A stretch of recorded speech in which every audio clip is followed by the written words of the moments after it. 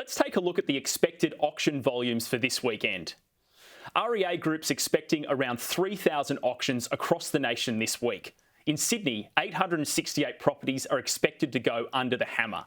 Moving to Melbourne, it's looking like a much stronger weekend, with nearly 1,300 auctions scheduled. Brisbane, 191 auctions. In Adelaide, around 160 auctions this weekend. And in Canberra, 135 homes are expected to be sold. The top viewed auction listings on realestate.com.au this week were mainly in Victoria, apart from one home in Croydon, South Australia. The top viewed was 47 Monbulk Road, Mount Evelyn in Victoria. That's looking at a sale price of between $450,000 to $495,000. Moving to the top viewed home nationwide, and it's a 5-bedroom, 7-bathroom home in Carrara in Queensland. This house is set on over 3,800 square metres. That's just short of an acre, with a pool, championship tennis court and separate clubhouse. The design has won 3 Master Builders Awards, including Gold Coast House of the Year in 2019. It's anchored on a 30-metre waterfront and includes a commercial bar, open-plan kitchen and a temperature-controlled 1,500-bottle wine cellar. It's also got 68 solar panels on the roof, 2 Tesla batteries and 11 security cameras. This luxury home is currently listed for $12,950,000. Joining me now is Anne Flaherty, economist at REA Group. Anne, I just want to start with the amount of properties scheduled for auction this weekend, around 3,000. Is that particularly strong for this time of the year? It's a very strong number of auctions, well above the level that we saw at the same time last year.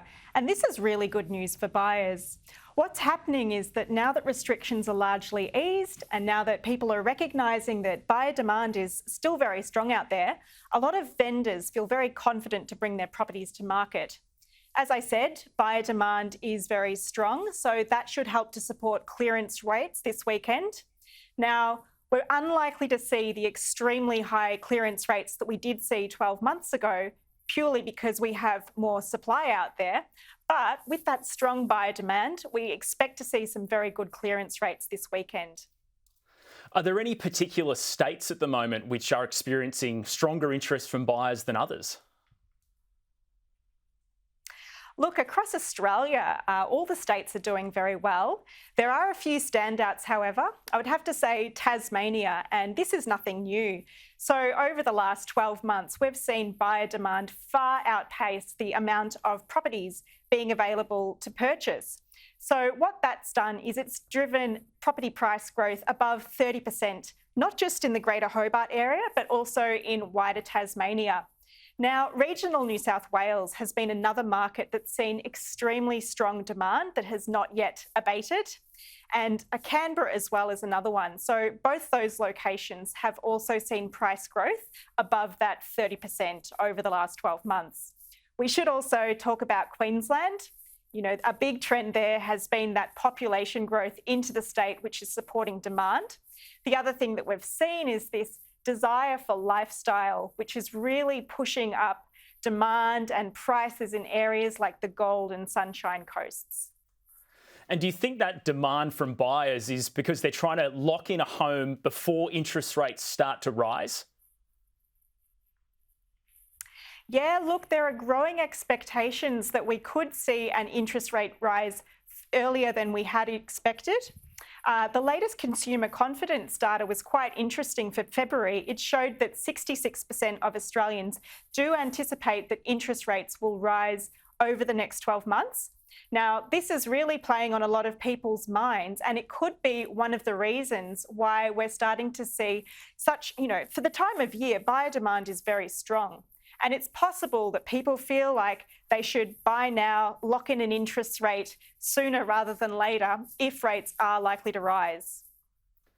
Yeah, Commonwealth Bank believe the cash rate's going to increase in June by 15 basis points, taking it to 0.25%.